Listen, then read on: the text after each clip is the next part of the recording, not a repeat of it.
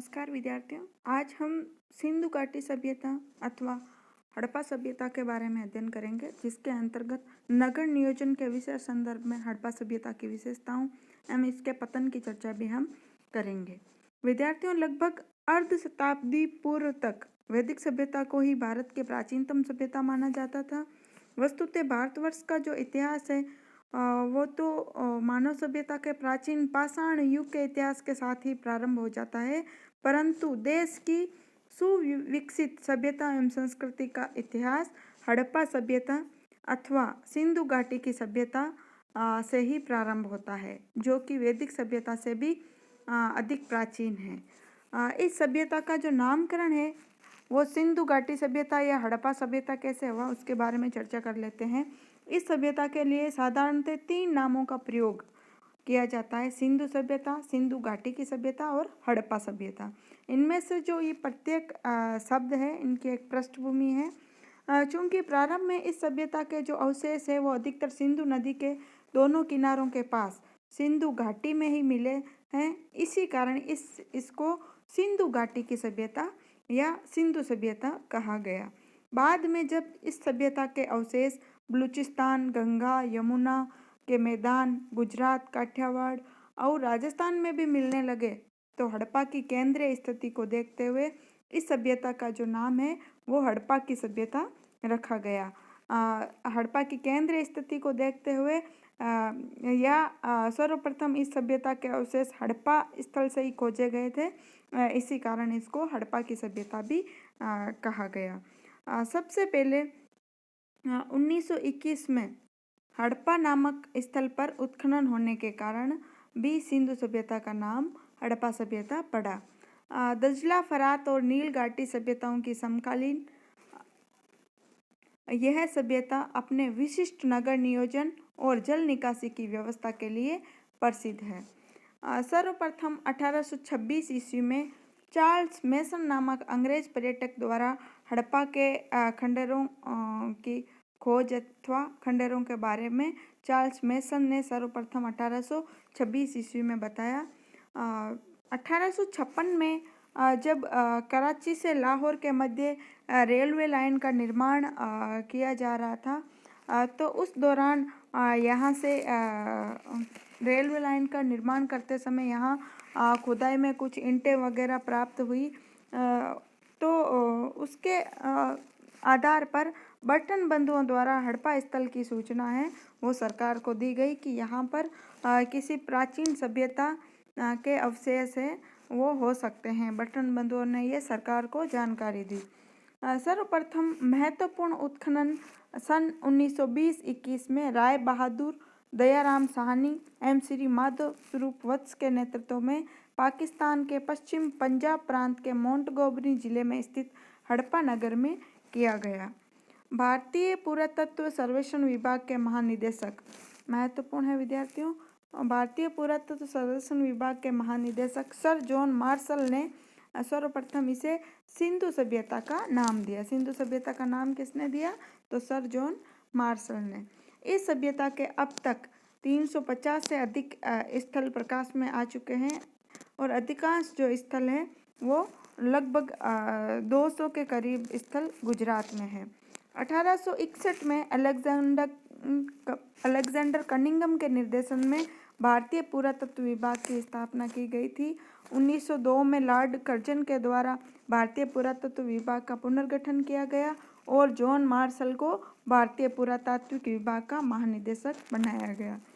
विभाजन के पूर्व उत्खनित अधिकांश स्थल विभाजन के उपरांत, जब भारत का विभाजन हुआ, भारत और पाकिस्तान 2 देश बने 1947 में, तो विभाजन के उपरांत अधिकांश स्थल पाकिस्तान में चले गए। अपवाद स्वरूप 2 स्थल जो कि स्वतंत्रता से पूर्व के उत्खनन थे, 2 स्थल कोटला निहंखा जो कि रोपड़ पंजाब में सतलज नदी पर तथा रंगपुर मादर नदी तट पर काठियावाड़ गुजरात में है, भारतीय सीमा क्षेत्र में शेष बचे हैं। इसके अलावा जो भारत के अधिकांश सिंधु घाटी सभ्यता के जो स्थल है वो स्वतंत्रता के बाद उत्खनन किए गए हैं। सिंधु सभ्यता का विस्तार। अब तक इस सभ्यता के अवशेष पाकिस्तान के पंजाब, सिंध, बलूचिस्तान तथा भारत के पंजाब, गुजरात, राजस्थान, हरियाणा, पश्चिम उत्तर प्रदेश, जम्मू कश्मीर, पश्चिम महाराष्ट्र के भागों में पाए जा चुके हैं। इस सभ्यता का अगर हम मोटे तौर पर विस्तार देखें तो उत्तर में ये मांडा, जम्मू कश्मीर, जो कि मांडा चिनाब नदी के तट पर है जम्मू कश्मीर में, मांडा से लेके दक्षिण में दैमाबाद, महाराष्ट्र तक, दैमाबाद जो कि परवरा नदी के किनारे स्थित है, तथा पश्चिम में सुतकांगे डोर, जो कि बलूचिस्तान पाकिस्तान में सुतकांगे डोर है मकरान के तट पर, उससे लेकर पूर्व में आलमगीरपुर, उत्तर प्रदेश, मेरठ का आलमगीरपुर नामक स्थान है उत्तर प्रदेश का, ये इसका पूर्वी छोर है जो कि हिंडन नदी के किनारे स्थित है। इसका जो उत्तर से दक्षिण तक का जो विस्तार है वो लगभग 1100 किलोमीटर में विस्तृत है तथा पश्चिम से पूर्व तक विस्तार है 1600 किलोमीटर वर्ग किलोमीटर है, इसका विस्तार है पूर्व से पश्चिम तक। सिंधु सभ्यता का वर्तमान में ज्ञात जो भौगोलिक विस्तार है वो लगभग 13 लाख वर्ग किलोमीटर अर्थात 12,99,600 वर्ग किलोमीटर है। इस सभ्यता के विस्तार के आधार पर ही स्टुअर्ट पिगट ने हड़प्पा एवं मोहनजोदड़ो को एक विस्तृत साम्राज्य की जुड़वा राजधानियां बताया है। अब हम इसके हड़प्पा सभ्यता के प्रमुख स्थलों, उसके उत्खनन वर्ष, उत्खननकर्ता तथा वो कहाँ स्थित है इसके बारे में चर्चा कर लेते हैं। तो पहला स्थल है हड़प्पा, जिसका उत्खनन 1920-21 में दयाराम साहनी के नेतृत्व में किया गया तथा यह हड़प्पा मोंटगोमरी जिला, पंजाब, पाकिस्तान में स्थित है। मोहनजोदड़ो स्थल 1922 में उत्खनन किया गया राखालदास बनर्जी के नेतृत्व में तथा मोहनजोदड़ो सिंध प्रांत के लरकाना जिले में, पाकिस्तान के सिंध प्रांत के लरकाना जिले में अवस्थित है। सुतकांगे डोर, जिसका उत्खनन 1927 ईस्वी में किया गया R.L. स्टाइन के द्वारा, ये बलूचिस्तान जो कि पाकिस्तान का प्रांत है वहाँ स्थित है सुतकांगे डोर। चहुंदड़ो, जिसका उत्खनन 1931 में किया गया M.G. मजूमदार के द्वारा तथा ये पाकिस्तान के सिंध प्रांत में स्थित है चहुंदड़ो। नेक्स्ट है रंगपुर, जिसका उत्खनन 1931 में माधव स्वरूप वत्स के द्वारा किया गया तथा ये अहमदाबाद, गुजरात में स्थित है। कोट दीजी, जिसका उत्खनन 1935 में गुरिये के निर्देशन में किया गया और ये सिंध प्रांत पाकिस्तान में स्थित है।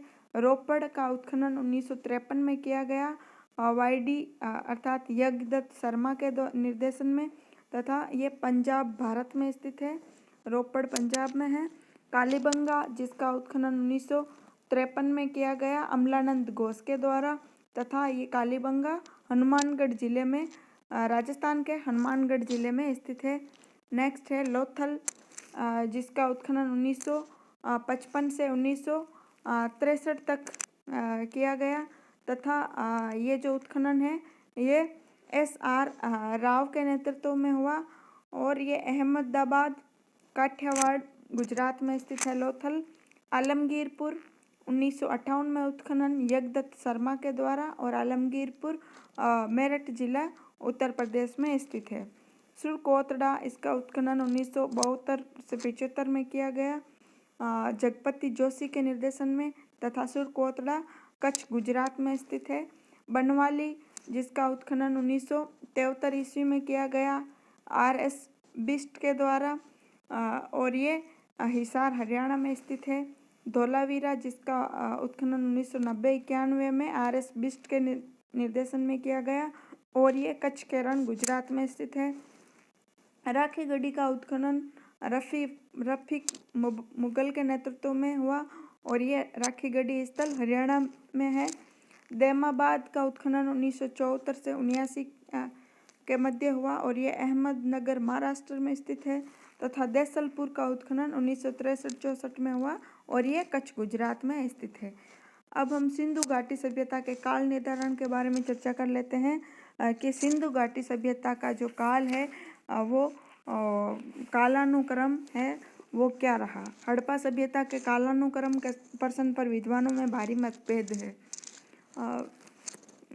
बुल्ली हॉल, गॉर्डन चाइल्ड, बेक आदि विद्वान विश्व की नदी घाटी सभ्यताओं में हड़प्पा अथवा सिंधु सभ्यता को सबसे प्राचीन एवं प्रारंभिक मानते हैं। प्रमुख अंग्रेज पुरातत्वज्ञ सर जॉन मार्शल ने सिंधु घाटी सभ्यता का जो काल बताया है वो 3250 से 2750 ईस्वी पूर्व बताया है। वहीं अर्नेस्ट मेके के अनुसार सिंधु घाटी सभ्यता का काल 2800 से 2500 ईस्वी पूर्व तक रहा। माधव स्वरूप वत्स के अनुसार सिंधु घाटी सभ्यता का जो काल है वो 3500 से 2700 ईस्वी पूर्व के मध्य रहा। वहीं मार्टिमर व्हीलर ने इसका काल 2500 से 1500 ईस्वी पूर्व बताया है, जो कि अधिक तर्क संगत मालूम होता है। रेडियो कार्बन C14 जो प्रणाली है, पुरानी वस्तुओं के काल को जानने की विज्ञान सम्मत जो प्रणाली है, उसके अनुसार सिंधु सभ्यता का जो काल है वो 2300 ईस्वी पूर्व से 1750 ईस्वी पूर्व तक माना गया है। वस्तुतः हड़प्पा सभ्यता का जो काल है वो एक विवादास्पद प्रश्न है और परंतु इसका जो काल है वो अधिकांशतः 2500 से 1500 ईस्वी पूर्व के मध्य माना जाता है। हड़प्पा सभ्यता की नगर योजना के विशेष संदर्भ में अब हम हड़प्पा सभ्यता की जो प्रमुख विशेषताएं हैं उनके बारे में हम चर्चा कर लेते हैं। प्रथम बार नगरों के उदय के कारण इसको प्रथम नगरीकरण भी कहा गया है। सिंधु घाटी सभ्यता के काल को प्रथम नगरीकरण का काल भी कहा जाता है। इसकी जो प्रथम विशेषता है वो है नगर। जो हड़प्पा के नगरों का जो निर्माण है वो एक निश्चित योजना के अनुसार किया गया था। इन नगरों की आधार योजना, निर्माण शैली और नगरों की आवास व्यवस्था में समानता और एकरूपता दिखाई देती है। इससे ज्ञात होता है कि इन नगरों तथा भवनों का जो निर्माण करने वाले कुशल इंजीनियर थे। प्राय नगर के पश्चिम में एक दुर्ग का भाग और पूर्व में नगर भाग है वो प्राप्त होता है तथा नगर योजना जाल पद्धति पर विन्यस्त थी। दूसरी जो विशेषता है वो है सड़कें। नगरों की सड़कें भी एक निश्चित योजना के अनुसार बनाई गई थी और ये सड़कें पूर्व से पश्चिम एवं उत्तर से दक्षिण की ओर जाती हुई एक दूसरे को समकोण पर काटती हुई होती थी तथा नगर की जो प्रमुख सड़क होती थी उसको प्रथम सड़क कहा गया है। नगरों में प्रवेश है वो पूरी सड़क से और जहाँ ये प्रथम सड़क से मिलती थी उसे ऑक्सफोर्ड सर्कस कहा गया है। सड़कें जो होती थी वो मिट्टी की बनी होती थी। नेक्स्ट है नालियाँ। जो नगरों में जो नालियों का एक जाल बिछा हुआ था, जल निकास प्रणाली है वो हड़प्पा सभ्यता की एक अद्वितीय विशेषता थी। वर्षा और मकानों के पानी को निकालने के लिए सड़कों में पक्की नालियाँ बनी हुई थी और इनका जो निर्माण है वो पक्की ईंटों से किया हुआ था तथा नालियों का नगरों में जाल बिछा हुआ होता था। नालियों के द्वारा घरों, गलियों और सड़कों का गंदा पानी नगर के बाहर निकाल दिया जाता था तथा समय समय पर इन नालियों की साफ सफाई की व्यवस्था भी की गई थी। नालियों के किनारे कहीं कहीं गड्ढे बने हुए मिले हैं। अनुमानतः नालियों से निकला हुआ कूड़ा करकट और कीचड़ इन्हीं गड्ढों में जमा कर दिया जाता था। कुएं। नेक्स्ट है कुएं।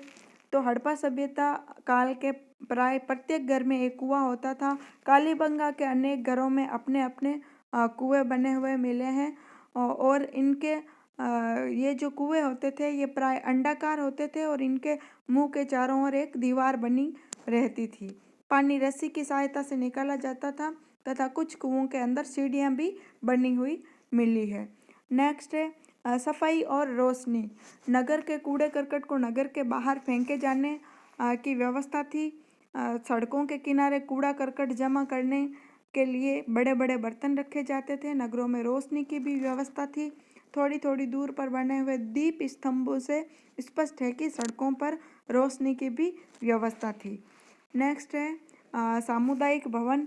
तो हड़प्पाकालीन नगरों के भवन 3 श्रेणियों में विभाजित थे: आवासीय भवन, विशाल भवन तथा सार्वजनिक स्नानघरें और अन्नागार। अन्य भवनों की बात करें, अन्य विशिष्ट भवनों की, तो गोलाकार चबूतरे मिले हैं, जैसे हड़प्पा के अन्नागारों के लगभग पास में ही ईंटों के बने हुए गोलाकार चबूतरे मिले हैं। अनुमान है कि ये चबूतरे अन्न पीसने के काम आते होंगे। और इसके अलावा श्रमिकों के निवास स्थान भी मिले हैं। चबूतरों के पास ही अनेक भवनों के अवशेष मिले हैं जो कि संभवतः श्रमजीवियों के निवास स्थान थे। वहीं गोदीबाड़ा भी मिला है, जैसे लोथल की खुदाई में एक गोदीबाड़ा के अवशेष भी मिले हैं। वहीं विशाल जलाशय और विशाल स्टेडियम भी प्राप्त हुआ है। गुजरात में धोलावीरा में 2 विशाल जलाशयों के अवशेष मिले हैं तथा धोलावीरा में एक विशाल स्टेडियम के अवशेष भी मिले हैं। भवन निर्माण की बात करें तो प्रत्येक मकान में एक आंगन, एक रसोई घर और एक स्नानागार बना हुआ मिला है। मकान पक्की ईंटों से बनाए जाते थे तथा दरवाजे, जो घरों के जो दरवाजे होते थे वो मुख्य सड़क की ओर न खुलकर पिछवाड़े की ओर खुलते थे। अब हम हड़प्पा सभ्यता की कुछ जो प्रमुख विशेषताएं हैं, अन्य प्रमुख विशेषताएं, नगर निर्माण के अलावा जो अन्य दूसरी विशेषताएं हैं उनके बारे में चर्चा कर लेते हैं। तो जो हड़प्पा सभ्यता है वो कांस्य युगीन सभ्यता थी। इसमें कांस्य काल की सर्वश्रेष्ठ विशेषताएं दिखाई पड़ती है। दूसरी है नगर प्रधान सभ्यता थी। हड़प्पा सभ्यता जो थी नगर प्रधान सभ्यता थी। हड़प्पा और मोहनजोदड़ो कभी बड़े ही विशाल और सुंदर नगर थे और इनमें नगरीय जीवन की अनेक सुविधाएं भी प्राप्त हुई है। इसके अलावा ये जो हड़प्पा सभ्यता है आद्य ऐतिहासिक सभ्यता थी। आद्य ऐतिहासिक अर्थात इस हड़प्पा सभ्यता के लोगों को लिपि का ज्ञान था, परंतु आज तक हम उस लिपि को पढ़ नहीं पाए हैं। इस कारण हड़प्पा सभ्यता को आद्य ऐतिहासिक सभ्यता कहा जाता है। चौथी विशेषता है व्यापार प्रधान सभ्यता। हड़प्पा सभ्यता व्यापार प्रधान सभ्यता थी तथा हड़प्पा सभ्यता के लोगों का जो व्यापार है अत्यंत उन्नत था और उनके सुमेरिया, ईरान, मिस्र आदि अनेक देशों के साथ व्यापारिक संबंध भी स्थापित थे। औद्योगिक और व्यावसायिक सभ्यता। हड़प्पा सभ्यता जो थी वो औद्योगिक और व्यावसायिक सभ्यता थी। यहाँ के निवासियों का जीवन प्रमुखतः व्यापार एवं उद्योग धंधों पर आधारित था। शांति प्रधान सभ्यता थी। सिंधु निवासियों की युद्ध में रुचि नहीं थी। खुदाई में कवच, ढाल, टोप आदि हथियार नहीं मिले हैं तथा जो अन्य हथियार जैसे धनुष, बाण, भाले, कुल्हाड़ी आदि मिले हैं उनका प्रयोग आत्मरक्षा अथवा शिकार के लिए किया जाता होगा। सामूहिक जीवन की परिचायक या समष्टिवादिनी। सिंधु प्रदेश की खुदाई में राज सामग्री के स्थान पर सार्वजनिक सामग्रियां ही मिली है। विशाल सभा भवन, विशाल स्टेडियम, स्नानागार के अवशेष सिंधु निवासियों के सामूहिक जीवन के परिचायक है। इस काल की सामाजिक जो विशेषताएं हैं उनके बारे में बात करें तो समाज जो था वो 4 वर्गों में विभाजित था: विद्वान, योद्धा, व्यवसायी और श्रमिक। समाज की जो मूल इकाई थी वो परिवार थी और हड़प्पा समाज मात्र सत्तात्मक समाज था। स्त्रियों की दशा उन्नत थी। हड़प्पा के निवासी शाकाहारी और मांसाहारी थे तथा सूती और ऊनी दोनों प्रकार के वस्त्र पहनते थे और हड़प्पा के स्त्री पुरुष दोनों को आभूषण पहनने का शौक था। शिकार करना, शतरंज खेलना, संगीत, नृत्य में भाग लेना, जुआ खेलना, पशु पक्षियों की लड़ाई आदि इनके मनोरंजन के प्रमुख साधन थे तथा जो धनी वर्ग था वो उच्च नगर में निवास करता था तथा निर्धन वर्ग है वो निम्न नगर में निवास करता था। हड़प्पा सभ्यता के लोगों को औषधियों का भी ज्ञान था। शिलाजीत का औषधि के रूप में प्रयोग करते थे। नीम की पत्तियों और कुछ पशुओं की हड्डियों का भी औषधि के रूप में प्रयोग करते थे। इसके अलावा हड़प्पा सभ्यता के लोगों को लिपि का भी ज्ञान था, नाप तोल का ज्ञान था। ये मूर्ति कला से भी परिचित थे। धार्मिक विशेषताओं की बात करें तो जो हड़प्पा सभ्यता के जो लोग थे वो परम पुरुष और परम नारी के उपासक थे। ये मातृ देवी एवं शिव की पशुपतिनाथ के रूप में पूजा करते थे। लिंग एवं योनि की पूजा भी करते थे तथा प्रकृति पूजक भी थे। वे वृक्ष पूजक, पशु, जल, नाग इत्यादि की भी पूजा करने के प्रमाण इनके मिले हैं। तथा सिंधु सभ्यता के लोग याज्ञिक अनुष्ठान भी करते थे, यज्ञ हवन भी करते थे और पूजा में धूप, दीप, अग्नि आदि का भी प्रयोग करते थे। संगीत, नृत्य का भी प्रयोग होता था तथा हड़प्पा निवासी भूत, प्रेत, जादू टोने आदि में भी विश्वास करते थे। आर्थिक विशेषताओं की बात करें तो कृषि, पशुपालन इत्यादि इनके मुख्य व्यवसाय थे तथा घरेलू उद्योग धंधे भी प्रचलित थे तथा हड़प्पा निवासियों का जो व्यापार है वो भी उन्नत अवस्था में था। राजनीतिक दशा की बात करें तो हड़प्पा जो सभ्यता के लोग थे वो उन पर पुरोहित वर्ग का प्रभाव था, ऐसा पिगट का कहना है। जो शासन था उस पर पुरोहित वर्ग का प्रभाव प्रमुख था। वहीं हंटर का मत है कि हड़प्पा सभ्यता का जो राजनीतिक संगठन था वो प्रजातांत्रिक सिद्धांतों पर आधारित था। वहीं कुछ विद्वानों का मानना है कि हड़प्पा सभ्यता के शासन पर वणिक वर्ग का प्रभाव था, क्योंकि हड़प्पावासी वाणिज्य की ओर अधिक आकर्षित मालूम पड़ते हैं, अतः संभवतः शासन वणिक वर्ग के हाथों में था। अब हम इस हड़प्पा सभ्यता के पतन के बारे में बात कर लेते हैं कि हड़प्पा जो सभ्यता है उसका जो पतन है वो किन कारणों से हुआ होगा। इतनी विशाल जो सभ्यता है उसका पतन है वो एकदम से नहीं हुआ होगा। इसका जो पतन है वो एक धीरे धीरे निरंतर प्रक्रिया के द्वारा ही हुआ होगा। हड़प्पाई नगरों का विनाश कैसे हुआ, ये प्रश्न आज भी विवादपूर्ण बना हुआ है। अलग अलग विद्वानों ने अपने अलग अलग मत प्रस्तुत किए हैं।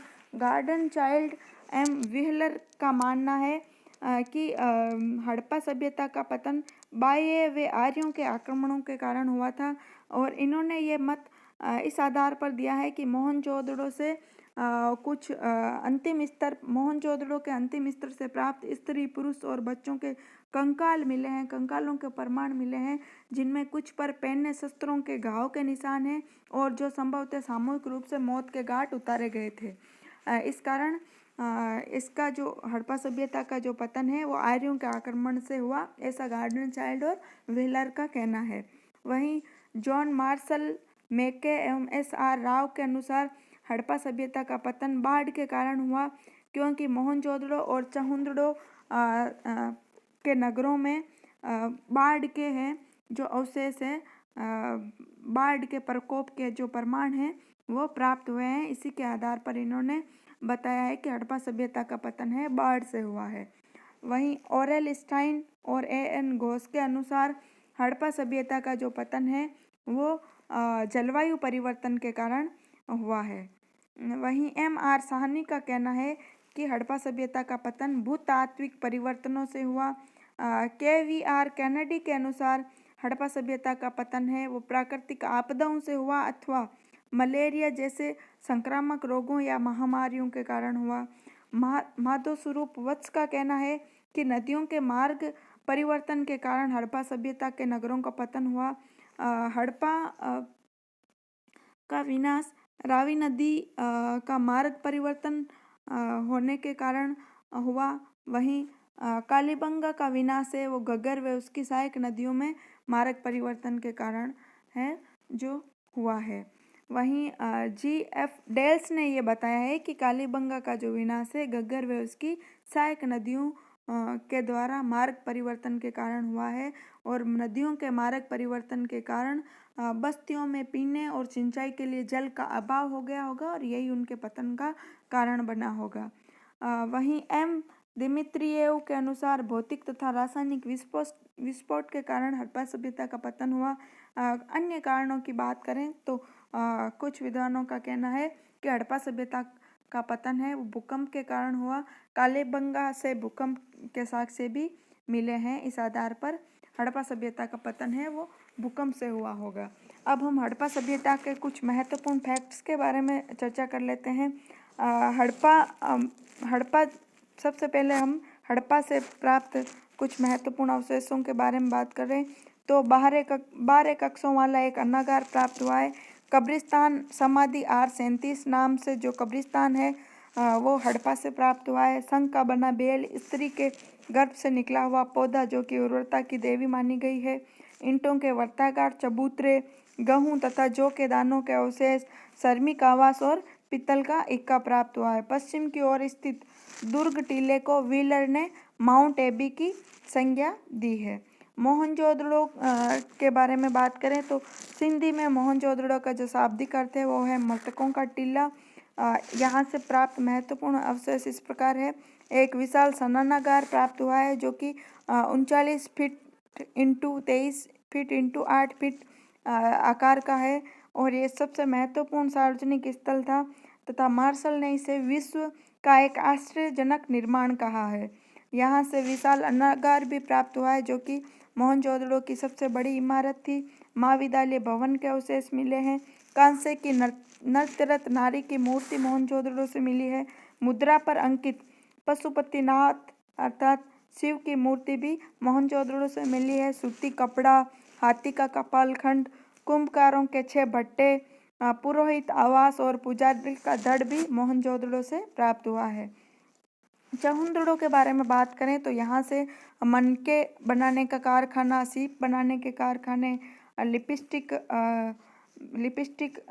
के अवशेष, अलंकृत हाथी के अवशेष तथा यहाँ से किसी दुर्ग का अवशेष या दुर्ग का अस्तित्व है चहुंदड़ो से नहीं मिला है। लोथल की बात करें तो पश्चिम एशिया से व्यापार का प्रमुख बंदरगाह नगर था लोथल जो कि गुजरात में था। एक मकान का दरवाजा गली की ओर न खुलकर सड़क की ओर खुलता था। लोथल में एकमात्र ऐसा ये अवशेष प्राप्त हुआ है, जबकि अन्य हड़प्पा नगरों में जो मकान के दरवाजे हैं वो गली की ओर खुलते थे न कि मुख्य सड़क की ओर। यहाँ से फारस की मुद्रा भी प्राप्त हुई है तथा पंचतंत्र की चालाक लोमड़ी का चित्र भी प्राप्त हुआ है।